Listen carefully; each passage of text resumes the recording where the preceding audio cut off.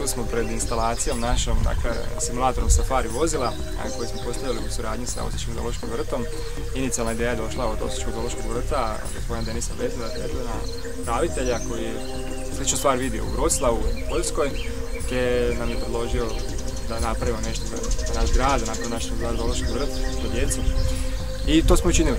Našli smo vozilo, nakon dužih potraga, moram priznati, nakon bilazaka raznih njiva po Slavoniji, pa njuškanja po oglasnicima, da tako kažem, našli smo vozilo koje je bilo u Istri, te je preko Slavonije došlo do nas. Vozilo je 72. godište, riječ je o Land Roveru treće generacije, koje je kompletno aluminijske karoserije, te zapravo daktari izvedba vozila je prilagođena za lov i safari uvjete. Kažem prilagođena, to znači dakle da osim aluminijske karoserije ima i ojačana stakla, ojačan krov, ojačanu karoseriju, a mi smo dodatno znači onesposobili za vožnju, a istovremeno ojačali još na pojedinim mjestima propusna mjesta koja su bila, te ubacili nekakve novine, nekakve sitne detalje koje će zanimati posebno naše najmlađe sugrađane.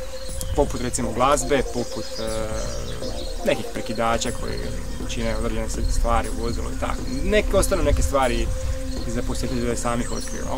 U izgradnju vozila je uloženo dosta truda i rada, konkretno preko 2 mjeseca smo radili na njemu, što mehaničarskih, pa čak i električarskih, a do najviše lakirskih i limarskih radova.